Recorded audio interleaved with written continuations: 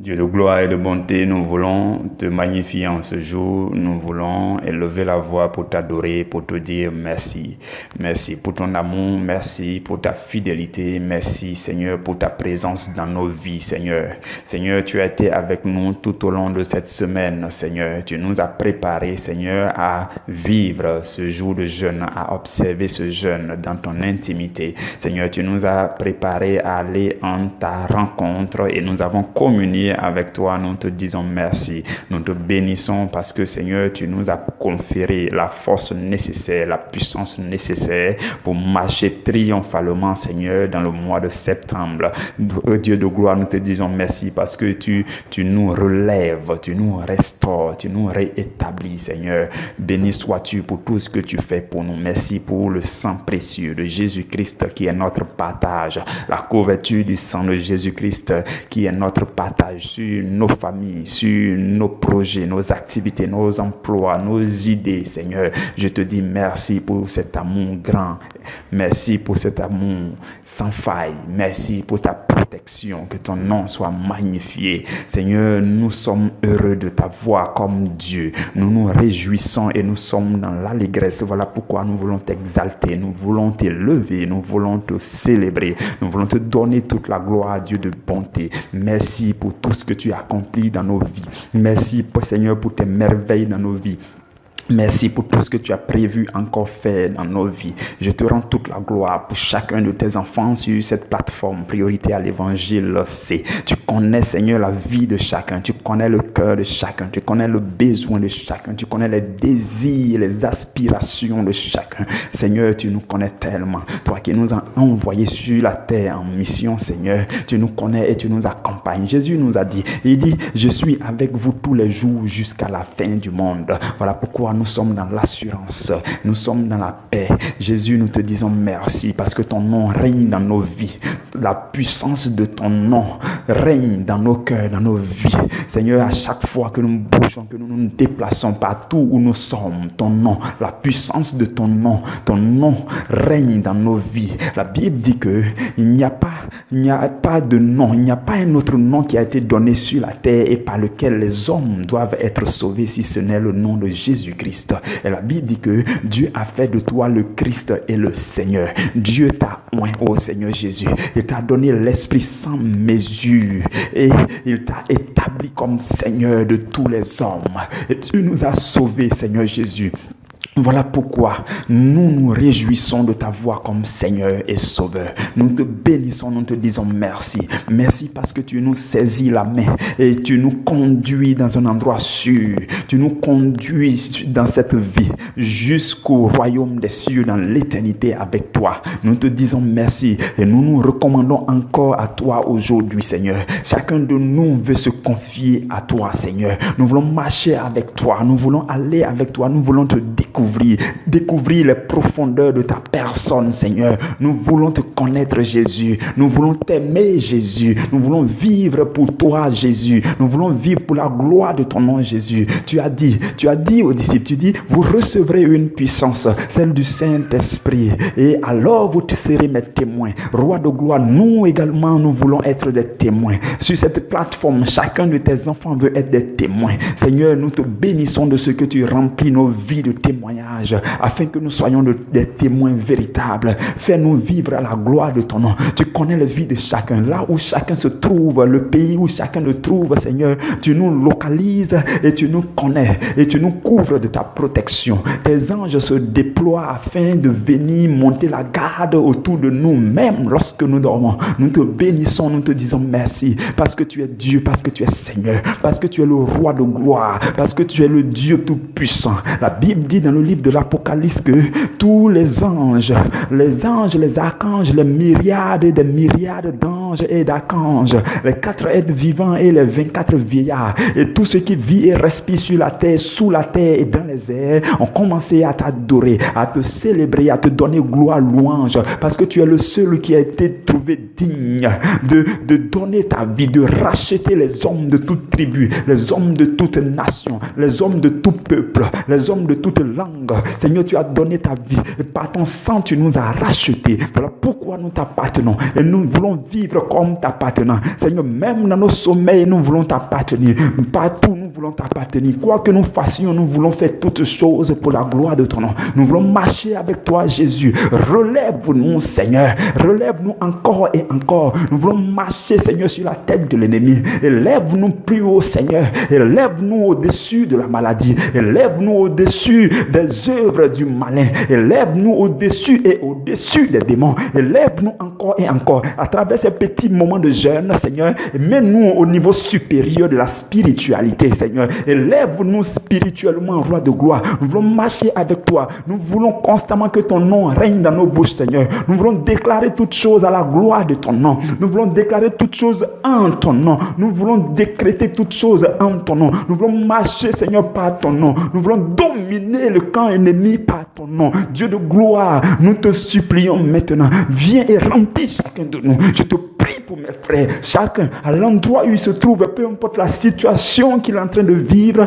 Dieu de gloire, je prie que tu le rejoignes par ton esprit et que tu le rejoignes dans sa vie, dans son intimité, dans son cœur, Seigneur, et que tu le conduises et que tu le guides. Plonge ta main, plonge ton doigt jusque dans le cœur de chacun de nous. Que ton esprit nous visite chaque jour. Nous avons besoin de toi, Seigneur. Nous voulons que tu nous conduises toi seul. Nous t'appartenons, Seigneur. Nous n'appartenons à personne d'autre. Et notre destinée, c'est le royaume des cieux. Notre destinée, c'est le paradis céleste. Voilà pourquoi nous déclarons que nous avons vaincu Jésus. Ton sang a coulé sur le bois de la croix. Et nous avons là cette victoire-là depuis toujours. Et nous voulons entrer, vivre et jubiler dans cette victoire chaque jour de notre vie sur la terre.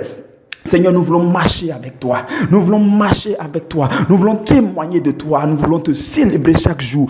Dépose dans nos cœurs, Seigneur, le règne de l'amour divin. Seigneur, fais grandir dans nos cœurs le règne de l'amour divin, Seigneur. Remplis-nous de la force nécessaire. La force qu'il nous faut, Seigneur, pour marcher avec toi, pour t'aimer, Seigneur, pour arrêter certaines choses à cause de l'amour pour toi, Seigneur, pour prendre des décisions radicales, Seigneur, à cause de l'amour pour toi. Nous voulons, Seigneur, marcher avec toi. Nous voulons faire toutes choses. Nous ne voulons plus traîner, Seigneur. Satan nous a pris trop d'années de nos vies, Seigneur. Satan nous a fait traîner dans cette vie, Seigneur. Il nous a malmenés. Il nous a manipulés. Nous étions aveugles. Maintenant que tu nous donnes la lumière de ta parole, maintenant que tu éclaires nos cœurs, maintenant que tu ôtes les voiles, Seigneur, nous ne voulons plus traîner. Nous ne voulons plus perdre de temps. Voilà pourquoi nous voulons marcher avec toi, Seigneur. Voilà pourquoi nous ne voulons plus traîner. Nous voulons nous plonger dans les Écritures. Nous voulons nous plonger dans la méditation. Nous voulons nous plonger dans les prières. Nous voulons nous plonger dans les temps de jeûne, afin que, Seigneur des Seigneurs, tu nous élèves vers toi, afin que tu nous élèves vers toi, afin que les choses de ce monde restent à terre, que nous soyons au-dessus, Seigneur. Nous voulons marcher avec toi. Regarde dans le cœur de chacun de nous et regarde et vois dans le cœur de chacun le désir de marcher avec toi, le désir de te plaire, Seigneur. Communique-nous la force. Paul pourra dire dans le livre de Romains au chapitre 7 que le bien que je veux faire, je n'arrive pas à le faire. En fait, ce qui manquait à Paul, c'était Jésus-Christ. Et vers la fin, il dit gloire soit rendue à Dieu, parce qu'il n'y a plus de condamnation pour tous ceux qui sont en Jésus-Christ. Voilà pourquoi je déclare que mes frères, mes soeurs sur cette plateforme, il n'y a plus de condamnation. Satan n'a plus le droit de les condamner. La Bible dit: qui accusera les élus de Dieu? Qui les condamnera? Christ est mort, bien plus il est ressuscité et il est monté à la droite du Père et il intercède pour chacun de nous jour et nuit. Voilà pourquoi il n'y a plus de condamnation pour nous. Il n'y a plus jamais de condamnation pour nous. Le péché n'a plus le droit de nous condamner. La mort n'a plus le droit de nous condamner, parce que notre maître, il possède les clés de la mort et du séjour des morts. La mort n'a plus le droit de nous condamner. Aucune maladie n'a le droit de nous condamner, Seigneur. Nous sommes victorieux à la gloire de ton nom. Je déclare aujourd'hui, par le nom de Jésus, que chacun de mes frères, mes soeurs, mes parents sur ce groupe-là est victorieux et marche de triomphe en triomphe à la gloire de Dieu. Je saisis les extrémités du mois de septembre jambes et je remue ce moi, j'ébranle les méchants au nom de Jésus, je remue les extrémités de ce moi et je remue et j'ébranle ce moi. Et par contre, les fruits mûrs de ce moi tombent dans le grenier de chacun de mes frères. Dans le nom de Jésus, je déclare que tout démon, tout esprit mauvais qui avait été mandaté, qui avait reçu la charge de venir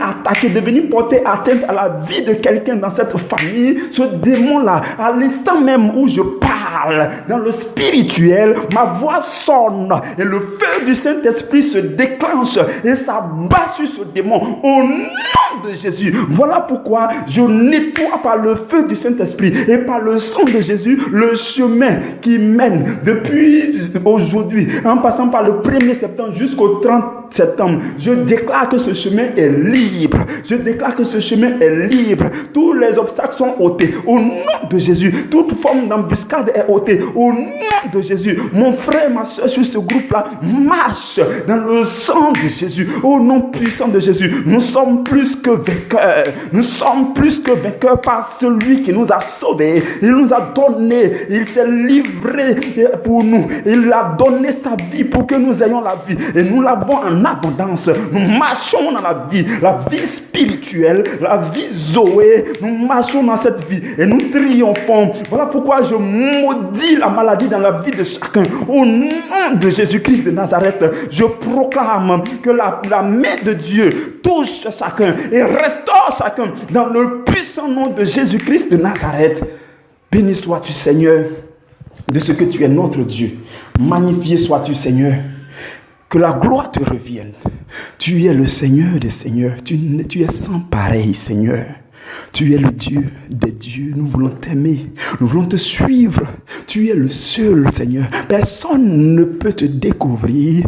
Et personne ne peut mettre la main à la charrue que tu es et puis regarder en arrière et puis retourner. Ce n'est pas possible, Seigneur. Voilà pourquoi nous voulons te découvrir, te contempler davantage pour t'admirer, Seigneur. Viens dans nos vies et remplis la vie de chacun. Je t'en supplie. Viens remplir nos vies. C'est toi qui guéris les cœurs. C'est toi qui fortifie, c'est toi qui remonte, c'est toi, ô Seigneur. Nous avons besoin de toi. Par ton Esprit Saint, viens, ô Seigneur. Nous voulons être tes amis. Oh, viens, sois notre meilleur ami. Nous n'avons besoin que de toi, Jésus. Nous n'avons besoin que de toi. Règne dans nos vies. Béni sois-tu, Dieu éternel. Gloire à toi, dans le nom de Jésus-Christ. Amen. Amen. Amen. Frères et sœurs dans le Seigneur, nous sommes aujourd'hui le samedi 29 août et c'est le dernier jour de la semaine, mais ce n'est pas le dernier jour du mois parce que le lundi prochain, nous allons faire l'enseignement qui est la conclusion du mois et aussi l'introduction du mois prochain. Je rends grâce à Dieu. Aujourd'hui, notre sous-thème c'est « Si quelqu'un veut venir après moi, qu'il renonce à lui-même et qu'il me suive ». Et nous allons ensemble lire Luc chapitre 9, verset 23. N'oublions pas que le thème que nous méditons cette semaine et que nous sommes en train de terminer aujourd'hui, c'est l'élan d'amour, l'élan individuel d'amour pour l'œuvre du ministère. Donc, si vous avez bien remarqué, tous les sous-thèmes que nous avons enseignés cette semaine permet à chacun, à travers l'écoute de ces méditations, vous recevez l'onction nécessaire pour que vous puissiez vous bouger, pour que vous puissiez prendre votre élan pour aller vous impliquer dans une œuvre du ministère. Que ce soit à commencer par le bas de l'échelle ou bien à commencer par où, en tout cas, tous les enseignements de cette semaine contiennent l'onction. Tous les enseignements de cette semaine vous ont transmis et vous transmettront, lorsque vous les réécouterez, l'onction nécessaire pour que vous leviez avec détermination pour aller à l'œuvre du Seigneur. Et aujourd'hui, nous allons lire Luc chapitre 9, verset 23, là où nous avons tiré notre sous-thème. Je lis la parole du Seigneur. Puis, il dit à tous, c'est Jésus qui parle, puis il dit à tous, il dit, si quelqu'un veut venir après moi, qu'il renonce à lui-même, qu'il se charge chaque jour de sa croix et qu'il me suive. Parole du Seigneur. Nous rendons grâce à Dieu. Luc 9, 23. Frères et sœurs dans le Seigneur, Je voudrais que vous et moi, nous sachions quelque chose de très important. Dès que vous devenez chrétien, là, je veux que vous le sachiez. Acceptez cela, ayez ça à l'esprit. Dès que vous et moi, nous devenons chrétiens, nous sommes engagés dans une bataille spirituelle contre Satan et ses alliés. Vous voyez. Donc, dans la bataille, c'est nous qui sommes confrontés à Satan. Satan a ses alliés et nous avons aussi nos alliés. Par exemple, les alliés de Satan, il y en a 3 alliés de Satan, 3 principaux alliés de Satan. Il y a le péché qui habite dans la chair. Le péché là, il a son habitation qu'on appelle la chair. Donc quand on parle de péché, on parle de péché qui habite dans la chair, péché qui est dans la chair. Donc le péché qui est dans la chair, c'est le premier allié de Satan. Le deuxième allié, c'est les séductions du monde. Et le troisième allié, ce sont les entités démoniaques, y compris Satan lui-même. Donc tous les démons, les esprits méchants, ceux qu'on ne voit pas avec l'œil charnel. Vous voyez. Maintenant, nous aussi, nos alliés, pour nous là, il n'y a pas de combat. C'est-à-dire que nous-mêmes, grâce à nos alliés, il n'y a pas de combat en fait. Le Seigneur Jésus, Dieu le Père, le Saint-Esprit, la parole de Dieu, le sang de Jésus, toutes ces armes-là, nous les avons. Vous comprenez? C'est dans cette bataille que nous sommes engagés lorsque nous devenons chrétiens. Maintenant, nous allons plus parler de la chair. Pour pouvoir rejoindre notre thème d'aujourd'hui, nous allons nous focaliser sur l'allié de Satan qui est la chair.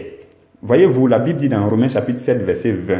Là-bas, Paul dit, « Si je fais ce que je ne veux pas, ce n'est plus moi qui le fais.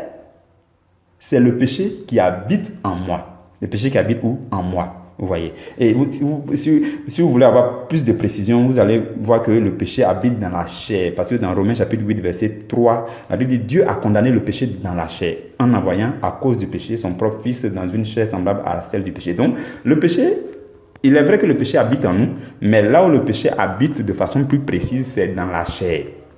La chair, comme je nous l'ai dit la dernière fois, c'est le fonctionnement des 5 organes de sens. Vous voyez, sur le corps humain, il y a des capteurs qu'on appelle les capteurs sensoriels qui nous permettent de communiquer, qui font la communication entre l'extérieur et puis notre âme. Donc, le péché est venu se mettre sur la route. Quand toi, tu prends une information de l'extérieur, maintenant que ça passe par ton oreille, que ça passe par tes yeux, que ça passe par le toucher, que ça passe par le goûter, quand l'information rentre dans ton âme, le péché s'est mis sur la route, dans la chair.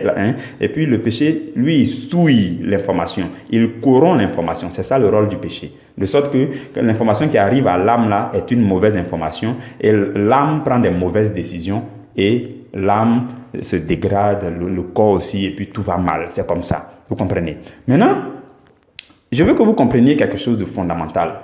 Le plan de Satan, puisque nous avons cité ces 3 alliés, je veux que vous compreniez l'interaction qu'il y a entre ces 3 alliés. Écoutez-moi très bien. Le plan de Satan, c'est que, qu'est-ce qu'il a fait? Il a positionné le péché dans la chair. La chair et le péché sont en nous. Il a positionné le péché dans la chair, c'est-à-dire le fonctionnement de ton œil, ce qu'on appelle l'ouïe, l'odorat, la vue, le toucher, tout ça. Il a positionné le péché là-bas. Le péché a été logé là-bas. Et c'est en nous. Maintenant, qu'est-ce qu'il fait? Le péché qui est en nous là fait des suggestions qu'on appelle les désirs charnels. Et c'est comme si les séductions du monde qui viennent de dehors sont attirées vers nous à travers les besoins les désirs que le péché exprime. Non? Le péché qui est dans la chair et puis les séductions du monde, les choses que vous pouvez voir dehors, les deux s'attirent comme un aimant. C'est comme ça. C'est comme quand tu vois quelque chose, tout de suite, le péché parle, tu veux manger. Donc les deux s'attirent. Les séductions du monde et puis le péché qui habite dans la chair, les deux sont comme des aimants. Ça s'attire. Maintenant, qu'est-ce qui se passe? Quand ça s'attire et que tu acceptes, que tu commets ce qui n'est pas bon aux yeux de Dieu, qu'est-ce que tu fais par la suite? Tu ouvres ce qu'on appelle la porte d'accès à ta personne. Et qu'est-ce qui va se passer? Les autres alliés de Satan, Satan lui-même, bon, pas forcément Satan lui-même, ces suppôts qu'on appelle les démons, les esprits malins, quand tu ouvres une porte, là maintenant, ils peuvent venir. C'est là qu'on commence à parler de posséder. Donc, soit quand ils viennent, ils vont te flanquer une maladie. Là, ça se ressent dans le corps. Ou bien, ils peuvent venir même te posséder dans la chair. Ou bien, ils te possèdent au niveau de ton âme. Ou bien, ils te possèdent au niveau de l'esprit. Il y a plusieurs niveaux de possession. Quand on parle de quelqu'un possédé, il y a plusieurs niveaux. Mais quand le dernier degré qui est pire, là, c'est quand un démon possède quelqu'un dans son esprit. Là, c'est fini. Il prend le contrôle total de la personne. Ça veut dire que tu as donné ton avis. Voilà pourquoi, quand on demande est-ce qu'un chrétien peut être possédé, un chrétien peut être possédé à tous les niveaux, sauf dans son esprit. Parce que tant qu'il accepte le Seigneur Jésus comme son Seigneur, son Sauveur, son esprit là peut pas, un démon ne peut pas venir s'asseoir là-bas. Le démon peut venir dans son âme, tout et tout. Donc un chrétien peut être possédé au niveau de l'âme, de la chair, tout ça. Vous voyez. Bon, ce n'est pas le sujet d'aujourd'hui. On trouvera une autre occasion pour bien parler de ça. Maintenant, qu'est-ce qu'on doit faire? Qu'est-ce qu'on doit faire face à cela? Il y a 3 alliés de Satan qui nous fatiguent. Il y a un qui est en nous et qui attire l'autre qui est dehors, dans le monde comme un aimant. Et quand les deux se croisent, ils ouvrent les portes. Et puis il y a des démons qui viennent, ils cherchent à rentrer. C'est compliqué. Qu'est-ce qu'on doit faire? Ce qu'on doit faire, mes frères et mes sœurs, c'est 3 choses. C'est d'attaquer chacun. La première chose, c'est de crucifier la chair. Quand on crucifie la chair, cela permet de réduire à néant le pouvoir du péché. Parce que le péché est dans la chair et puis qui parle, il dit fais ceci, fais ceci. Il nous donne des ordres violents avec brutalité. Donc, qu'est-ce qu'on doit faire pour réduire le péché, le pouvoir du péché à néant? On crucifie, ce que la Bible appelle crucifier la chair. Vous comprenez? C'est la première chose à faire. La deuxième chose, c'est de ne pas nous conformer au siècle présent. Ça, c'est pour nous attaquer au monde. La Bible dit celui qui se fait ami du monde se fait ennemi de Dieu. Donc, pour résister au monde, qu'est-ce qu'on fait? On décide de ne pas se conformer au siècle présent. On avait déjà parlé de ça il y a 2 jours de cela. Et la troisième chose à faire, c'est de résister au diable. La Bible dit quelque part, il faut se soumettre à Dieu, résister au diable, et alors le diable va fuir loin de toi. Donc, ce sont ces 3 choses à faire. Mais ce qui nous intéresse pour aujourd'hui, encore une fois, c'est pour ce qui concerne la crucifixion de la chair. Vous comprenez? C'est de ça qu'on va parler aujourd'hui. Je vais vous faire tout ça pour que vous puissiez comprendre. On est déjà très avancé dans le temps, je vais aller rapidement. Donc, notre texte d'appui que nous avons lu, je nous relis ça rapidement. Jésus dit, si quelqu'un veut venir après moi, qu'il renonce à lui-même, qu'il se charge chaque jour de sa croix et qu'il me suive. Notre texte d'appui va nous aider, va nous montrer un chemin, le chemin pour régler le premier cas, c'est-à-dire crucifier la chair. Vous comprenez? Tout à l'heure, vous allez comprendre.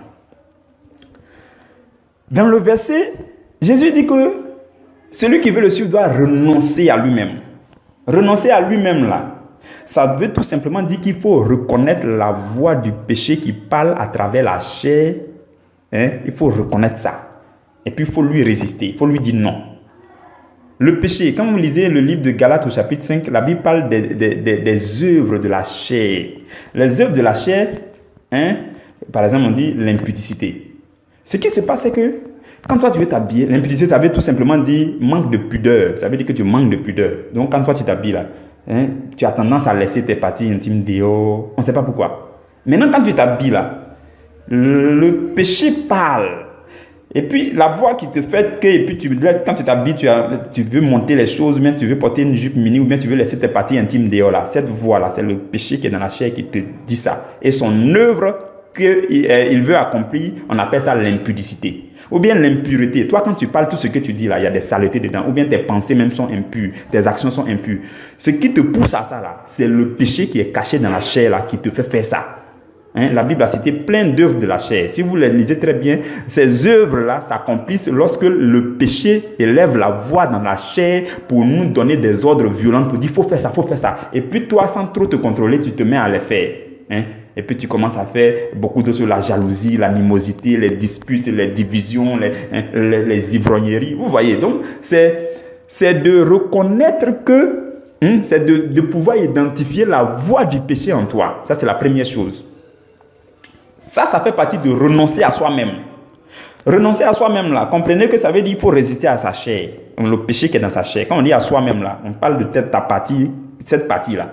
On ne parle pas de toi dans tout l'ensemble. Renoncer à soi-même, c'est-à-dire renoncer à la mauvaise graine qui est en toi là. Il faut renoncer à ça. Donc il faut renoncer en fait au péché qui habite dans la chair. La voix du péché que tu entends et qui veut te faire commettre les œuvres charnelles là, il faut résister à ça. Il faut renoncer à ça. Pour ça, il faut que ça commence par reconnaître cette voix là. Donc, il faut résister à soi-même, il faut résister à la voix du péché qui bouillonne dans la chair. Et puis, il faut s'employer à dire non à cette voix. Non, quand je m'habille, je l'exprime mes parties intimes dehors. Parce qu'on dit l'impudicité. Donc, plusieurs péchés, les choses que vous connaissez très bien, essayez de tendre l'oreille spirituelle. Vous allez voir que c'est le péché qui est dans la chair qui vous donne des ordres pour le faire. Donc, il faut renoncer à cela. Et autre chose à faire, c'est de prendre sa croix. La Bible dit qu'il renonce à lui-même et qu'il prenne sa croix. Prendre sa croix, là, ça veut dire qu'il faut endurer. Il faut savoir que chaque jour, tu auras des choses à endurer. Le monde est là avec ses séductions, les convoitises des yeux, des choses que tu vas voir dehors, qui vont te convoiter, qui vont te séduire. Il faut pouvoir résister à ça. C'est ça qu'on appelle prendre sa croix. Et ça, là, c'est chaque jour. Parce que quand on prend sa croix, là, on ne va nulle part qu'à Golgotha. Quand Jésus a pris sa croix, il est parti où? Il est parti là où on doit le crucifier. Donc, quand vous y regardez très bien le cheminement qu'on est en train de suivre, c'est dans le but de crucifier la chair. Donc, quand toi, tu vas prendre ta croix là, vous allez marcher doucement, doucement. Chaque jour, vous marchez, vous parcourez un chemin. Chaque jour, vous parcourez un tronçon. C'est un long chemin. Le chemin là, c'est jusqu'à ce que la chair soit crucifiée à Golgotha. Donc, tu prends ta croix chaque jour. Donc, tu résistes aux épreuves de chaque jour, les séductions de chaque jour. Et tu prends ta croix de chaque jour comme ça. Et vous partez. Dans ton esprit, tu dis, bon, il faut que, de la même façon que Jésus a pris sa croix, qu'il est parti jusqu'à Golgotha et qu'il a été crucifié, je prends donc ma croix de chaque jour et je m'en vais. Parce qu'il faut que ma chair soit crucifiée. C'est ça. Donc ça commence par renoncer à soi-même. Ensuite, il faut se charger de sa croix. Quand tu te charges de ta croix, ce n'est pas pour aller n'importe où. Non. Chaque jour, tu parcours une petite distance. Ça veut dire que tu résistes aux séductions du monde, tu résistes aux épreuves, aux difficultés, tout ça. Donc, tu te charges de ta croix. Chacun a sa croix, chacun a ses difficultés propres à lui. Donc, tu te charges chaque jour. Le mot chaque jour là me plaît trop. Chaque jour de ta croix et tu parcours un tronçon au fur et à mesure. L'objectif, c'est qu'en le faisant et en continuant à renoncer à toi-même, le but, c'est que vous allez arriver un jour à Golgotha où la chair sera crucifiée. Et une fois que la chair est crucifiée, le péché qui habite dans la chair là, son pouvoir a été réduit à néant. C'est ça l'objectif. Sinon, quand on dit crucifier la chair, là, c'est pas pour crucifier parce qu'il faut crucifier. C'est parce que le péché habite dans la chair et une fois que la chair a été crucifiée, le péché est devenu faible. Le péché parle maintenant et puis ça n'a plus d'impact sur toi. Il y a certains, à un moment donné de leur vie spirituelle, ils disent, mais il y a telle chose, quand ça me tente, je ne peux plus faire, non, quand même. Ça veut dire que tu as suffisamment crucifié la chair, de sorte que le péché qui parle là, s'il veut, n'a qu'à parler, tu ne l'écoutes plus. Le péché n'a plus de pouvoir sur toi. Tu es insensible à la voix du péché. À la rigueur, tu ne l'entends plus. Tu ne te dis rien. Donc, c'est le travail quotidien, chaque jour, que chacun doit faire pour qu'un jour, il arrive à son Golgotha où la chair est crucifiée. Et quand la chair est crucifiée, le pouvoir du péché est réduit à néant. Et quand le pouvoir du péché est réduit à néant, tu marches dans le surnaturel, tu es au-dessus de la voie du péché. Vous comprenez? Non? Par la suite aussi, il a dit quoi? Il dit qu'il renonce à lui-même, qu'il prête ce charge de sa croix et qu'il me suive. Qu'il me suive, là, c'est très important. Parce qu'on doit suivre Jésus. Ah oui. Suivre Jésus dans les méditations, dans les prières, dans les communions fraternelles, dans les jeûnes. Il faut suivre Jésus jusqu'à ce que la chair soit crucifiée. C'est en suivant Jésus que ça facilite parce que tu médites la Bible. Quand tu médites la Bible, tu écoutes les enseignements, ce qu'on t'apprend là-bas, tu prends les résolutions et puis tu dis niet à la chair. La chair parle ici, le péché parle là-bas, tu dis non, je ne veux plus. Non.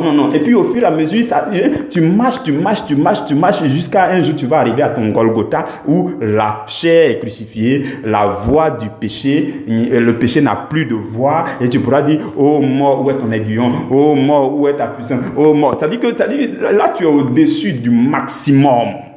C'est ça. Parce que Satan va nous tenter, C'est pour ça qu'il faut prendre le soin de faire ces choses-là pour éliminer les choses de vos vies. Le péché qui te fatigue, là, tu prends une résolution, tu finis. Si tu prends un bon moment, tu crucifies ça. Tu découvres un autre, tu crucifies ça. Tu découvres l'autre, tu crucifies ça. C'est-à-dire que l'impudicité doit être crucifiée. Je vous livre bataille contre l'impudicité. Quand tu finis ça, tu regardes un autre. Je livre bataille contre la gourmandise. Après ça, tu prends un autre. Tu découvres qu'il s'appelle la paresse. Je livre bataille contre la paresse. Après, tu découvres un autre. Tu découvres qu'il s'appelle la colère. C'est-à-dire colère même qui te prend et puis tu ne t'en rends pas compte là. Tu découvres que c'est lui. Tu dis, ok, je livre bataille contre toi. Et puis tu suis ces choses-là toujours dans la méditation, dans la prière, dans la communion fraternelle, et dans le jeûne, tout ça. En le faisant, tu crucifies au fur et à mesure les œuvres de la chair dans ta vie. Et puis la chair est crucifiée, le péché n'a plus de puissance, le péché est réduit à l'impuissance. Et puis tu deviens au-dessus et puis tu triomphes, tu marches dans le surnaturel. Vous comprenez mes frères et mes sœurs? Donc, c'est ce que le Seigneur nous dit aujourd'hui. Nous sommes en train de prendre notre élan individuel et il est important que vous et moi nous sachions ces choses. Il est important que vous et moi, nous sachions ces choses.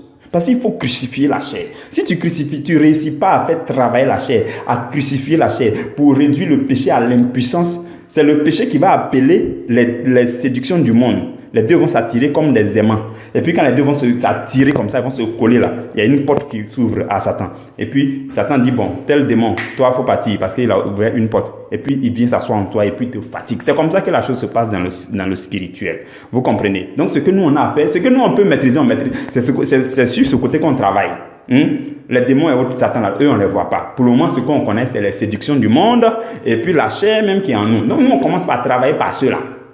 Et qu'est-ce qu'on a à faire? C'est de renoncer à nous-mêmes. C'est de renoncer à la voie du péché. C'est de résister à la voie du péché. C'est de dire non au péché. C'est de nous charger de notre croix aussi en luttant, en résistant contre les séductions du monde. En résistant, en endurant les épreuves de chaque jour. En portant notre croix chaque jour. Chaque jour, on fait un chemin. Chaque jour, on parcourt un tronçon. Ainsi de suite. Et dans tout ça, on suit Jésus. Il dit renoncer à soi-même, prendre sa croix et puis le suivre. Donc on suit Jésus dans la prière, dans les prières de supplication, d'action de grâce, des jeûnes et ainsi de suite. Quand tu le fais, au finish, tu es au-dessus du péché. Le péché bavarde dans ta chair, ça ne te dit plus rien. Tu es insensible à cela, tu n'entends plus. Tu es en train d'évoluer dans une vie de sanctification pas possible. Et quand tu le fais, tu es dans un très bon élan pour être modèle, pour faire l'œuvre du ministère. Parce qu'on ne peut pas se lever comme ça. Tu es dans le péché à outrance et puis tu vas aller faire l'œuvre du ministère. Tu vas où avec? Tous ceux qui vont te suivre là, eux tous ils seront dans le même péché là. Voilà pourquoi il est très important de prendre son temps soigneusement pour faire ces choses-là, de cœur à cœur, chaque jour avec le Seigneur, faire le bilan dans la parole et puis se corriger, se redresser personnellement et puis corriger, serrer les boulons, s'ajuster et puis continuer. C'est comme ça, ça se fait dans le secret. Et c'est quand les choses sont accomplies en toi, la chair est crucifiée au maximum, tout ça, c'est là que Dieu dit, bon, toi, au moins, il y a beaucoup de cicatrices sur toi, vraiment, toi, tu es un aguerri, bon, il faut venir, je vais t'établir, toi, tu es mon enfant, voilà, toi, tu es mon fils, moi, toi, tu es aguerri, quoi, et puis t'établis. Vous comprenez, c'est comme ça que ça se passe. Frères et sœurs, nous nous arrêtons là aujourd'hui. Je rends grâce à Dieu pour cette semaine d'enseignement. Je bénis son saint nom. Je lui dis vraiment merci pour la vie de chacun de nous. Nous parvenons au week-end. Je vous souhaite un très excellent week-end. Lundi, nous allons faire le dernier enseignement du mois d'août. Et dès le mardi, nous commençons le sujet du mois de septembre. Le sujet du mois de septembre, c'est l'amour humain contre l'amour divin. L'amour humain contre l'amour divin. Nous allons peser les deux. Nous allons les mettre face à face. Vous allez voir la différence entre l'amour humain et l'amour divin. Nous allons parler de ça durant tout un mois, tout le mois de septembre. Que Dieu vous garde, que Dieu vous protège. Dès dimanche déjà, vous aurez le programme de toute la semaine. Que Dieu vous garde, restez bénis au nom de Jésus. Amen.